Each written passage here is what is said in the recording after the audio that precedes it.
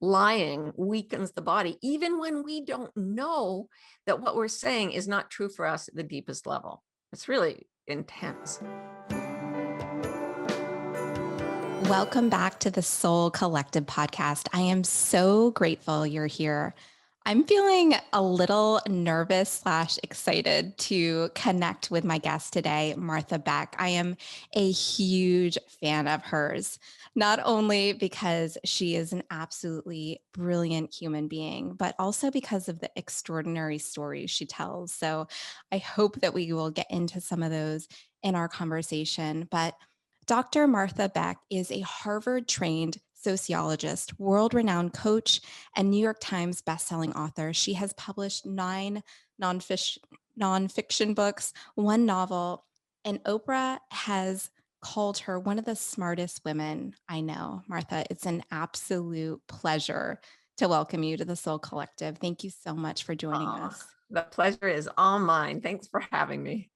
Yeah. And your book, The Way of Integrity, which we're going to talk about today, is truly life changing. I Oh, want to thank you. start with just what you mean by integrity. Yeah, it's not like you have to be like the church lady, like prim and virtuous. Integrity comes from the Latin word integer, which just means complete and whole. So an integer is a number that's not a divided number. And we tend to be born as one whole thing in perfect integrity. But then as babies, before we can even talk, we get this pressure to act the way people want us to act that may not be the way we're feeling. And the moment we decide, we usually sell out our nature and go with our culture or the people around us. And that means we've divided ourselves. So we're not one thing, integrity, we're two things, duplicity. And, if that happens to an airplane, if it's in structural integrity, it flies. If it's not, it crashes. And our lives are the same way. And virtually all of us lose our integrity, not because we're bad, but because we're trying to be good. Absolutely. Yeah. And when I started thinking about this definition, I realized that the majority of my life have spent out of integrity in some way, shape, or Mm, form. And that might be, very small, nuanced areas of people right. pleasing, or, you talk about Mount Delectable and really kind of climbing this, um, The ladder of perpetual. achievement. Yeah. Yeah, yeah. So, what are some ways that we can sort of start to begin to realize if we are out of integrity? Well, I based the phrase Mount Delectable comes from Dante's Divine Comedy, which I follow through the whole book. And one of the points I think he makes as a metaphor is that when we're away from our integrity, he calls it the true road, we're not happy. And he sees it as this dark, forbidding wilderness. And Mount Delectable is the golden achievement that will take us out of the dark wilderness. But it doesn't matter whether we try to achieve or not. If we're not in integrity, we develop symptoms of suffering, psychological suffering. And I think those ways of suffering are meant to wake us up so that we'll find our way back to the true path, to our own truth. And I think in the book, I go through 6 things that are most characteristic of people who've lost their integrity. And the first one is a sense of meaninglessness or purposelessness. And this is the single reason people come to me, and they say the same thing in rural Africa that they do in New York City. And I don't know why I'm bothering with this. What is the purpose of my life? When you're divided from your truth, you can't feel it. So then if you keep going away from your integrity, you start to get emotional suffering in the form of anger, grief, like anxiety, depression, irritability, and all the way to, really serious psychological illness. Yeah. Then your body starts to give way. In fact, the moment you say something that isn't true for you or do something that's not right for you, your body immediately starts to get weaker and more prone to illness and more achy. And I mean, there's lots of science on this. Then your relationships don't go very well. Your career stops. You can't get anything done going in your career. And finally, you may actually end up self-medicating with something. It could be just cruising the internet mindlessly, or it could be a serious drug addiction, Mm. anything in between. So those 6 things happen predictably to people who lose their integrity and can't find it again. Yeah. I mean, if you think about it, in even just a polygraph test, you Yep. can realize how much our bodies need to be in alignment. And when we're out of alignment, there's a physiological response. Yeah, and the interesting thing is, even if we're saying something the mind thinks it's is true, because the mind is the part of us that abandons the rest of ourselves, right, to fit in with society. And speaking of stories, I used to go to a methadone clinic in Phoenix and work with the addicts there. And they were active heroin addicts. And they would come to the methadone clinic because they couldn't get heroin. And they had to go through my coaching in order to get their methadone. Not the most enthusiastic clients I've ever had. But I used Yeah. to ask them, what do you love? What do you enjoy? What makes you happy? Heroin, heroin, heroin. That's all that they ever talked about. But when I'd ask them to hold out an arm and like I'd push their hand down, and these were not weak people. These were often guys right out of prison that were really beefed up, and they were much stronger than I was. And the moment you tell a lie, your muscles weaken. So one of the things that kinesiologists do is they have you make a statement and press on your hand. And if you're telling the truth, you'll be really strong. And if you're not telling the truth, you'll be really weak. So I'd have these big guys hold out their arms and have them say, I like heroin. And I'd press on their hand at the same moment, and they were weak as kittens. Their bodies hated heroin. And it freaked them out that they could not be strong while they were saying this out loud. But that's how dramatically lying weakens the body, even when we don't know that what we're saying is not true for us at the deepest level. It's really intense. That's so powerful. And I think it is that awareness that, gives you the ability to make changes. Yeah. Yeah. And that it's lacking in so many of us. I often, when I'm speaking in public, ask the audience if they're comfortable, and everybody says yes. And I ask again and again until they're really annoyed. And then I ask them if they were sitting at home alone, would they be in the position they're in at the moment? And they never raise a hand. And I ask them why not. And finally, somebody figures out they're not comfortable. Like they're not horribly in pain, but they're not comfortable. And the crazy thing is that they just finished telling me 3 or 4 times, absolutely, that they were comfortable at the same time that the body knew that they weren't comfortable. So that's the loss of integrity for most of us. We don't just make up lies and tell them or cheat on our taxes or whatever. We just Right. say we're comfortable when we're not. And noticing our own discomfort is the first step back to integrity.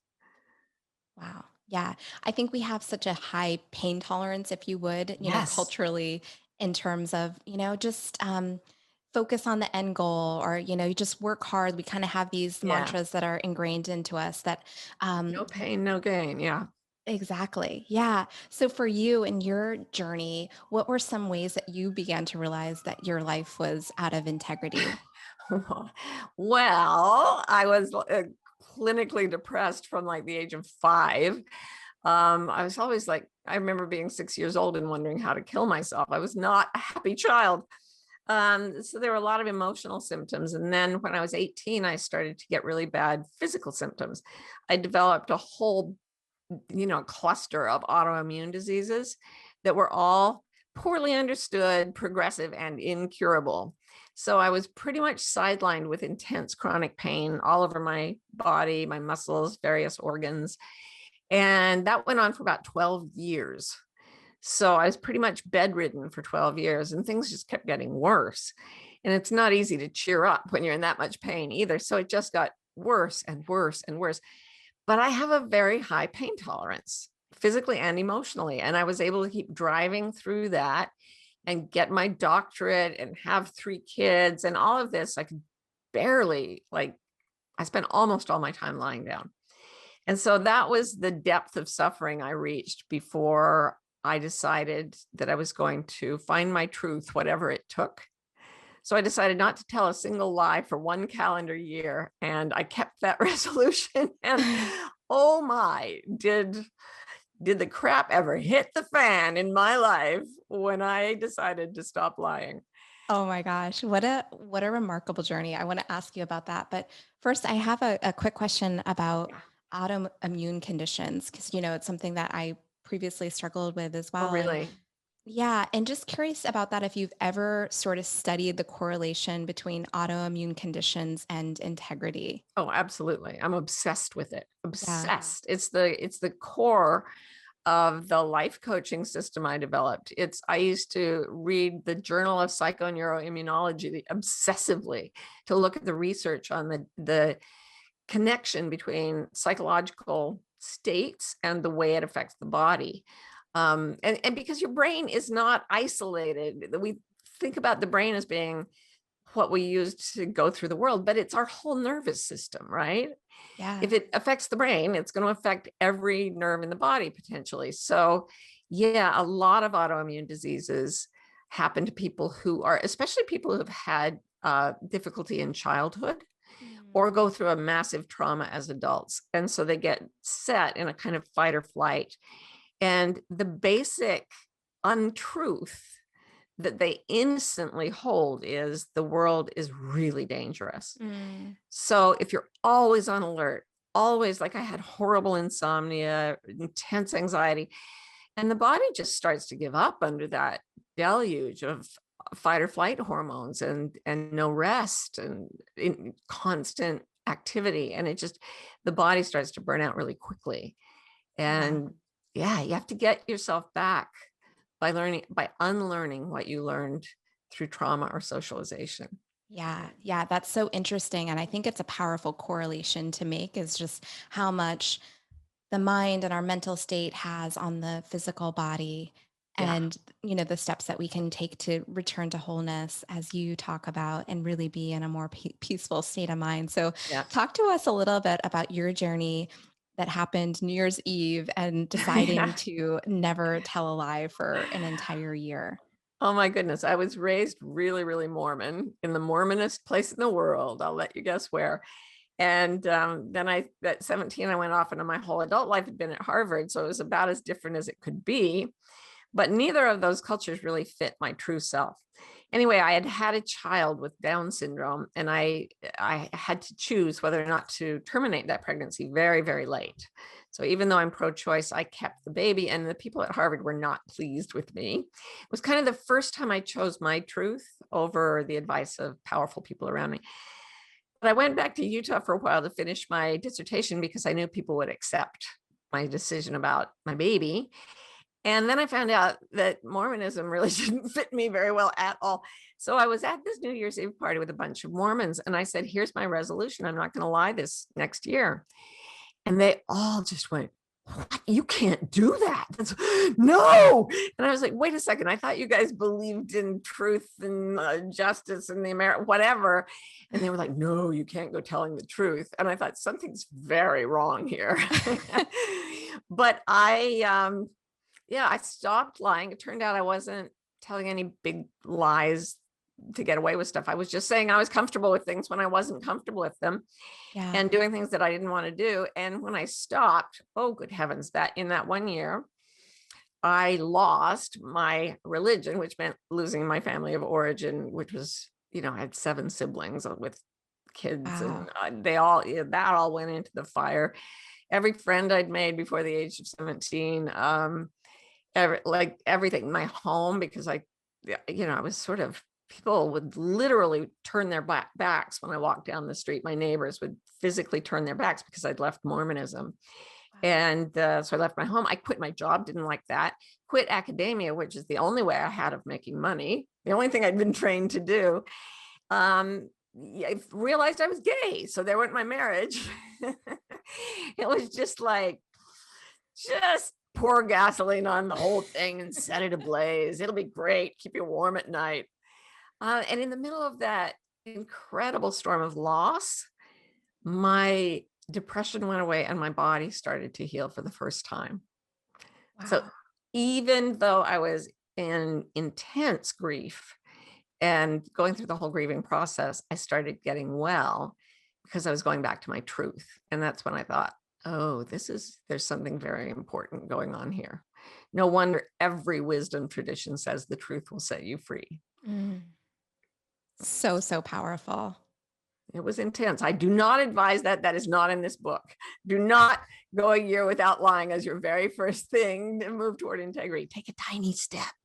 So just do one thing to be more comfortable today than and another step tomorrow. Yeah, you don't want to go through that all at once. Yeah. Uh, I mean, it's such a powerful practice. And, I'm sure, people listening are like, wow, that is a dramatic, series of life changes. And, maybe somebody is listening and they feel like, wow, I don't need to make so many changes in my life. I feel like some things are going right for me, but some areas I'm still struggling in. Like, is there a Mhm. way to feel closer to alignment and make progress in that way? What would you recommend? Well, the first thing is just going to a quiet place and thinking about the thing that makes you unhappy or that isn't working very well, and just quietly observing. It's almost like peeling an onion. If you sit still long enough, and this is not something Americans are very good at. Pascal said the source of all our misery is that we're unable to sit quietly alone in a room. And then COVID came, and a bunch of us had to sit quietly alone in a room. And that's really what it takes for the truth to start surfacing. Yeah. So you can sit there and think, okay, my job, I don't really like my job. I'm not doing well. Wow, I really dislike my supervisor. Like, she gives me the creeps, whatever it is. Hmm. Or, there are real problems in my marriage and I've been looking at them. And all you have to do is become aware. The first half of my book is just about becoming aware of one's own deceptions and the places where you're going away from your true path. And you don't have to do a single action step outside your head and heart. You just have to start recognizing the truth about what's going on in your life. And it just rises to the surface if you sit quietly. I love that so much. Can I read to you my favorite quote from your book? Well, yeah. A friend said to you, "Oh my God, how did you get that job? Here's how. I started in the dark wood of error, went through hell several times, and clambered up purgatory until I reached a basic level of functioning integrity. Then I took about 1,000,000 one-degree turns in the direction of my true nature." That pretty much sums up my life right there. I absolutely love that so much. And, I love it because of the honesty. And I love Mm, it also because, there's not just a light switch that we can turn on and say, hey, no, we are here in integrity for the rest of our lives. It's just this constant recalibration and it yeah, gets better and better. And you use the metaphor of an airplane and really being able to, steer that in 1-degree turns, right. huge, meaningful progress. Yeah, somebody recently told me, because that's my whole thing is if you make a 1-degree turn every half hour in an airplane, you won't even know it's turning, but you'll end up somewhere really different. And someone told me if you set off from New York City and you're going to LA and you make a 1-degree correction north, you end up in Seattle. Wow. So I don't know if that's Profound. true, but it just shows how a tiny decision made early on and then sustained can change everything. And then if you make a series of tiny decisions in the direction of what feels right, comfortable, true to you, it may be not always comfortable in the sense that you may do things that make you vulnerable, you may do things that cause conflict, but it will feel safe within yourself. And if you keep making those tiny, tiny turns, you could end up in such a different place in not Yeah. very much time. Yeah. Martha, can you share with us with your experience that you kind of mentioned with being pregnant with your son Adam Mhm. and what that decision was like and how it changed your life? Yeah, I wrote a whole book about this because it was so transformative. And I had just been climbing that mountain delectable. I was a good girl. So I worked as hard as I could in school. I did well. And I was climbing the Ivy League ladder.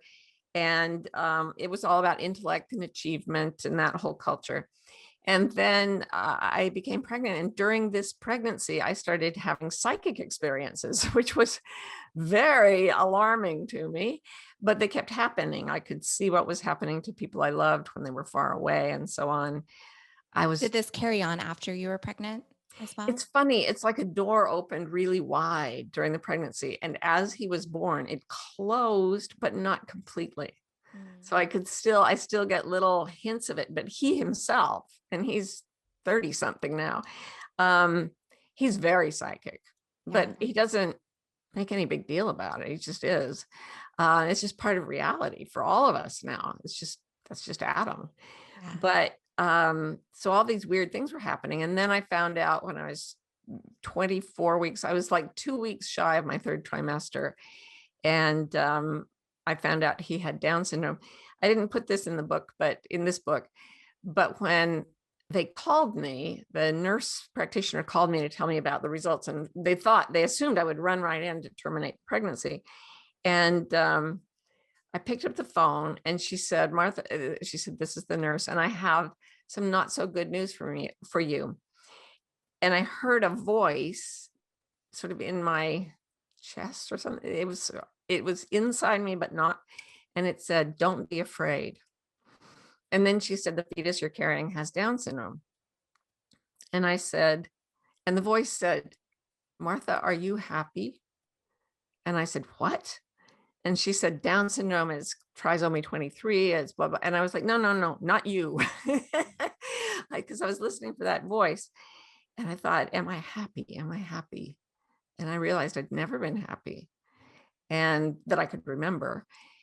And I said to the nurse out loud, I said, is it possible for people with Down syndrome to be happy? I've heard that it's possible. And she said, I don't think so. And the voice said, that is right.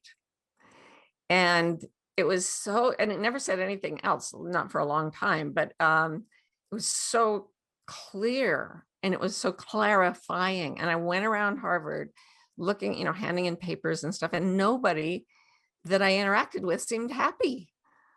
And I thought, well, what good is a human life if you go through it and you achieve and you achieve and you achieve and you're miserable the whole time? And on the other hand, why not have a life that's full of joy, even if you can't go to Harvard?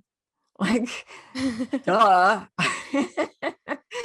So, yeah, that was really, really life transforming. And my son continues to be the source of this amazing spiritual energy that I'm lucky enough to live with. Yeah, I know. And you weave in some beautiful stories in your book about Adam. And there's one story about him coming face to face with a lion. And you're Yeah. like, were you scared? Oh my goodness. And he was like, no, because we were feeling each other, you Yeah. know? He And said, I was and feeling him and he yeah. was feeling me back. And I said, and what was he feeling? He said, what lions always feel. I said, what do lions always feel? And he said, peaceful. And, it's just not the way we think about lions. They're like, arr, arr, arr. But animals don't exist in the state of anxiety and fury that we do. Primates like baboons can come close. And they're also the only animals besides us, higher primates are the only ones who even try to lie. Other animals don't lie at all. But like the gorilla Coco, who learned sign language, she once had a fit of temper and ripped a sink off a wall. And when they asked what happened, she had a kitten and she signed, cat did it. It's like, okay, good try, Coco. So yeah, Adam does not lie, and animals do not lie. And there have been large, long periods of my life where I've retreated to be with animals and with people like Adam, because lying is so toxic and we feel it. And it's not just telling lies. I want to reiterate that. It's doing things we don't want to do. What are some examples? Going to a job you don't like because somebody told you it's the only way to make a living and keep the wolf from the door. Staying in a relationship that's not right for you. Refusing ever to call someone on rudeness that's hurting your heart because you don't want to cause conflict. Doing exactly what your parents want and not even checking to see if it's what you want. I mean, the list goes on. Like every day, putting on clothes that aren't comfortable or you don't really like them. Yeah. Everything. Yeah. There's So many so many examples. opportunities to make those little choices. Which do I really, what does my body really want for breakfast? Like, I took a sip of coffee one day in the last few years and my body said, no. And I was like, you've got to be kidding. Coffee is my favorite thing. And my body said, no. And now I can't stand it. I can't drink it. It made me really anxious.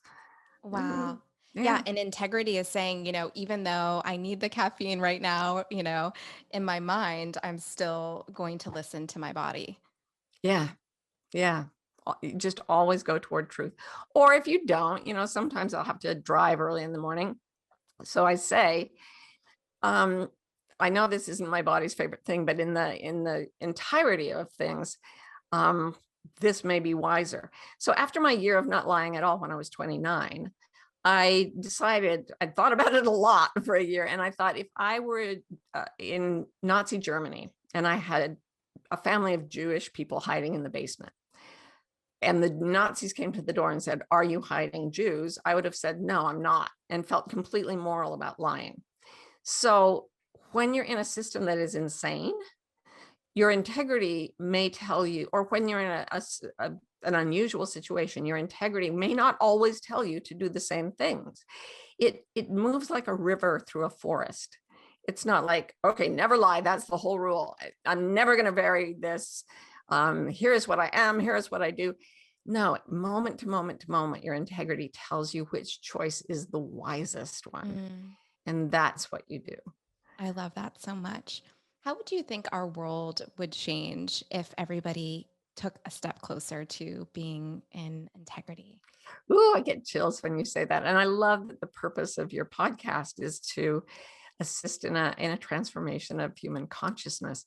Because I believe that if we don't start stepping toward integrity, we are going to destroy the ecosystems on which we depend, not to mention having these horrible wars and awful, and racism and everything. Like, it's a mess. It's been a mess for hundreds of years. And it's time to clean up the mess, or we're not going to survive it. Mhm. So I think that if everyone started to recognize their discomfort and take a 1-degree turn every day in the direction of their integrity, what would happen is nothing less dramatic than a mass awakening. Yes. I talk about this in the book, that when you get to a certain level of activity, your brain, or integrity, your brain starts to change quite dramatically. And it changes in a way that in Asia is called enlightenment or awakening. And it makes, there's like a binary switch where at one point you're suffering and then you go beyond suffering. And it's difficult to describe because you still have emotion. Like happiness and sadness move through you, but you are a field of peace. Mm, And the yes. happiness and sadness don't determine the peace or the joy of the experience, even when it's hurting. Weirdly, if you're in absolute integrity, you become love, you become the universe, you become completely united. I just talked to Jill Bolte Taylor, who's a Harvard neuroanatomist who had a stroke, and it took out the left side of her brain for 8 years. And during that time, she perceived herself as being the size of the universe and including all things and being completely made of love. And that's the part of the brain that brain shift happens if you go into deep enough integrity, and you don't have to have a stroke, but you awaken in a very sort of abrupt binary way. And if enough people did that and started operating on it, we would literally save the world for ourselves. Yes, I have goosebumps. I believe that so deeply. And I think it's true because, if our fields change and we are in that state of peace, Yeah. everything around us changes as well. And I love you give some really profound examples in the book of like, we see poverty out in the world, for example, but we still have sort of an impoverished mindset when it comes Yeah. to, overworking and being really critical or harsh on ourselves, Yeah. just that small example of like, as within, so without. Yeah. There's something that I put in there that was so difficult for my editors to understand. They were like, "Oh, this is math. We don't like it." And it's the concept of fractaling. A fractal is a form that repeats itself at different sizes. So, and it's all over nature. So, for example, a twig is the same basic shape as a branch, which is the same basic shape as a bigger branch, which is the same basic shape as the trunk. Um, a bunch of broccoli looks a lot like a cloud that's bunchy for the same reason. The physics of reality create these fractal forms. And I believe that we are, each of us, a fractal form of the universe. So, and there's a lot in Asian philosophy about this, about how we're all like teacups reflecting the entire universe in one little teacup. Like you can see the moon in a teacup. It doesn't mean that the moon is literally in the teacup, but we all bear the reflection of reality. And when we change, it projects a different reality into the universe around us. So as you said, like if people are worried about polluting the earth and water, but we're still taking in substances we know to be poisonous for us at a low level. Yeah.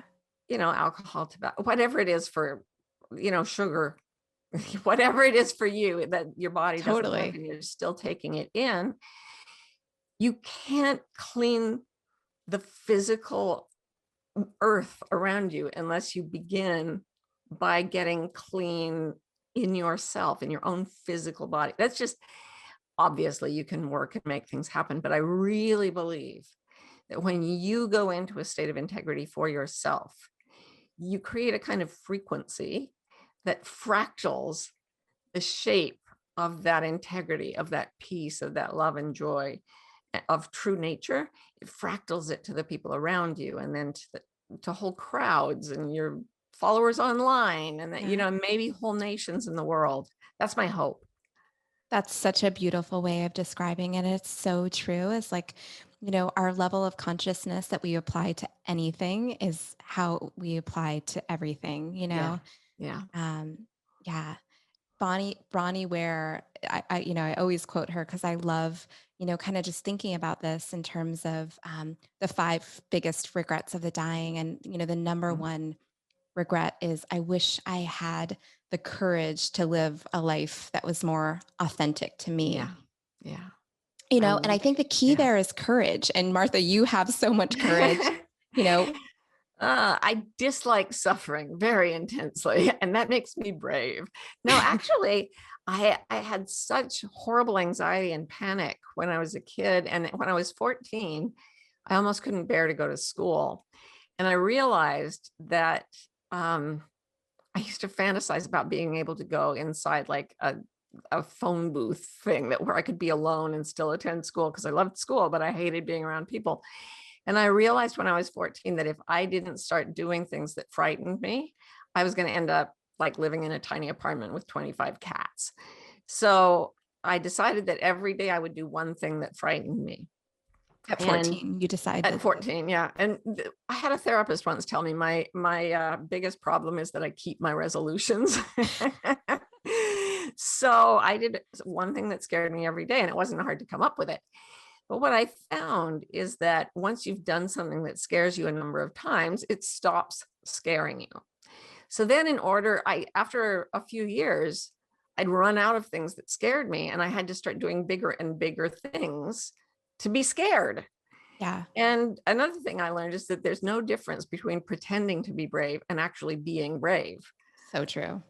That's so I just pretended to be brave and did the same, did bigger and bigger things. And I still try to keep that going. Yeah. One thing I wanted to ask you about, because it must have required a tremendous amount of courage, was, your decision to write a memoir and share your experiences of leaving the church. Yeah, leaving Mormonism, and also having experienced sexual abuse in Mormonism. And then as a sociologist, I remember I went back to Utah after I'd done all my Harvard stuff. And I was working at a women's resource center, and it became really clear to me that the abuse of women and girls was absolutely epidemic, especially in the really, really fundamentalist communities. And they're also quite violent. So I'd experienced this. And when I decided to write about it, I knew that I was going to get a lot of pushback. And I told the publishers, don't put any publicity out until it's ready to go. And they were like, you're afraid of Mormons? How ridiculous. Then they sent out the pre-publication galleys for critics and stuff. So the galleys are just the book without the cover. And I started getting calls. They're crazy. Why didn't you tell us? They're so scary. And like I was literally handing out anti-anxiety medication to people at the publishing company because we all started getting threats. I got death threats. My children were threatened. I had everything, legal attacks, just the whole 9 yards. My family of origin tried to get me prosecuted and put into prison. They told me I'd never see my children again. It went on and on. It was bad. And I just held on. I mean, you decide to do it. You jump out of the plane, and the falling might not be fun, but you can't really take it back at that point. But I knew what would come. I knew what would happen. And I also knew that if I kept it quiet in myself, I would lose my soul. Yeah. And I went back to Utah to go skiing a few years later, and I put on my ski goggles in the plane, like so nobody would recognize, because Utah has the greatest snow on earth, but I didn't want to be around the Mormons. So I got into the airport and scuttled into a coffee shop, because Mormons don't drink coffee, right? This was when my body let me drink coffee. So I was in there and I was like, okay, I can take off my goggles. And I went and bought a cappuccino or something. And as I handed my money to the barista, and she handed me my change, and then she grabbed my hand and she said, "Thank you for writing that book." Wow. And at that moment, I just went, okay, it was worth it. It was worth it. If it was just for this one woman, it was worth it. And that's a good feeling. That is a good feeling to think. Absolutely. Yeah. What were some of the other like gifts or blessings from that experience? There was the best antiseptic for shame is openness.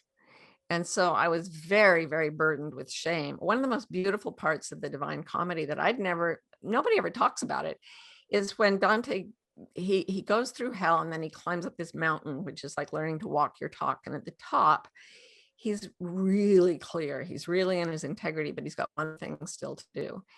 And there's a woman that died that he was in love with, who's now like exalted, and her name is Beatrice. And she says, "You're still suffering from fear and shame, and I need you to wake up."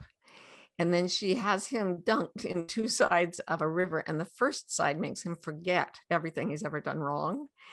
And the second side makes him remember everything he's ever done right. Wow. And he comes out free from fear and shame. And I realized before I wrote that book, and then as it all went down, that the things we most, like, if you think about someone you love and you think, here's the thing I never want you to know about me, and then you switch it around and say, here's the thing I most want you to know about me, you'll find it's the same thing. You want people to know what you're ashamed of and still accept you. Yeah.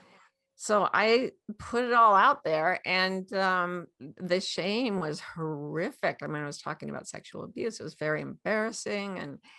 And then that was the thing that frightened me. And after you do that a few times, after you do a few dozen press conferences where you're talking about your own sexual abuse, you stop being so afraid, and you stop being so ashamed. And that is ultimate freedom.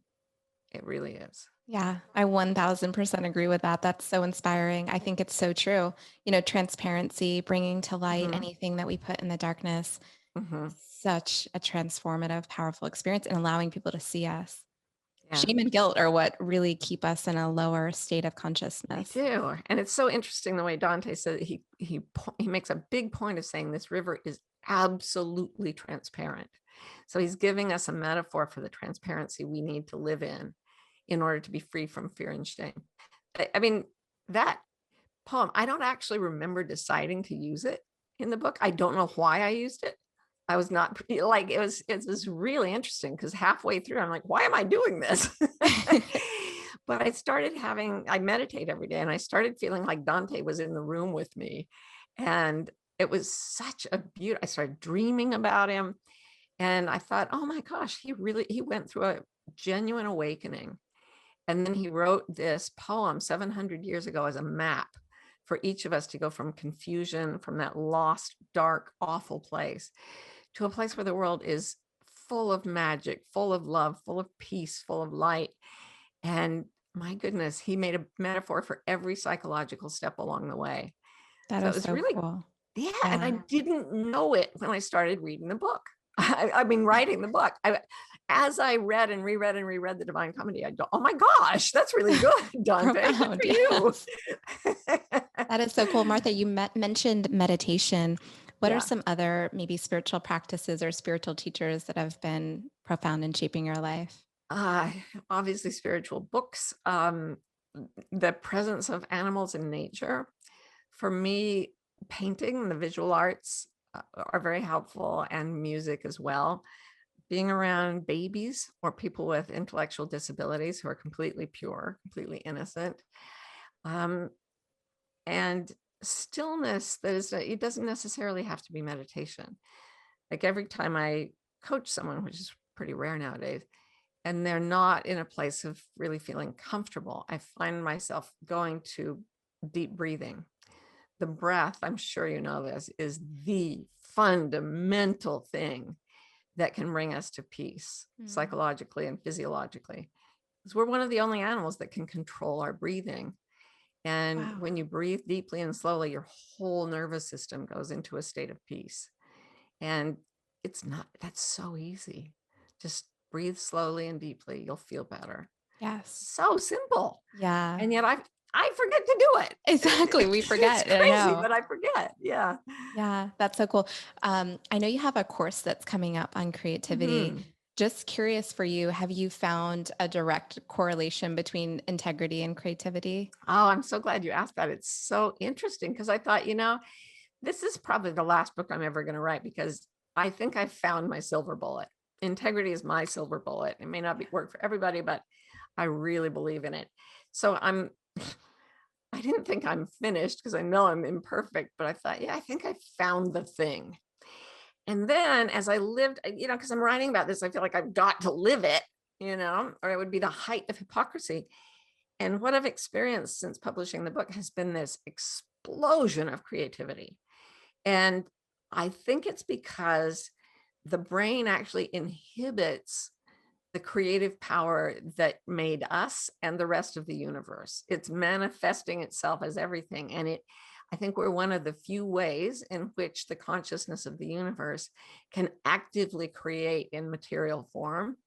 So I just, the first week the book came out, it went to the bestseller list. And I was like, okay, I'll still do interviews, but other than that, I'm just going to be in creative pursuits. And that it just has been like all I care about. And it is like something working through me. Not that I'm creating great masterpieces. It's just like when we reach integrity, we become pure creativity because the universal consciousness is pure creativity. Oh my gosh. I know that makes me want to cry. It's so true. And it's interesting because I'm going through something right now where it's just a little bit of burnout, you know? Mm, I've experienced burnout before. I'm sure, many or most of us have, but it's just, I'm not even kind of sure why, but I know that on the other side of rest is yeah. that creativity, and that Yeah. rest is integrity, Yeah, one of the ways that our culture, many cultures, violate people's integrity is by saying it's not useful to rest, or you're resting too much. That's just the opposite of the truth. People say, go build your dreams, but don't sleep too much, forgetting that we dream when we sleep. Exactly. And the earth never tries to force itself to produce, in the dead of winter in a wintry climate. It lets itself lie fallow, and that's how it brings forth this cyclical pattern of creativity. And if we don't do the same, we're out of the integrity of our true nature. So, and it's also interesting, though, that as I said, the integrity winds like a river through the world. And one of the things that often happens is you're doing something, you're hot on the scent of your truth, and then the universe has a slightly different plan for you, or they want you to shift. I don't know who they are. The universe wants you to shift your attention towards something you've never done before. And you may start to lose the joy of something that you thought was the thing. And Hmm. it all goes kind of weak and dark. And you're like, wow, I'm in the dark wood again. And then it's time to start getting clear and saying, okay, this floats my boat a bit still, but then there's something over here. Like I really need to rest. Mhm. Or maybe it's, I really need to go out and play or go hang with a friend from a high school. You don't know what your integrity is going to do. It's a big adventure going forward, Yeah. and it will tell you to do things that you don't expect. And that is, it's just deliriously fun. I love that so much. Yeah, it's not forcing like this is what I think I should be doing. It's just like Never, allowing. Yeah. never. The words I think, the phrase I think, and the word should generally take us straight away from our integrity. Yeah. Yeah, absolutely.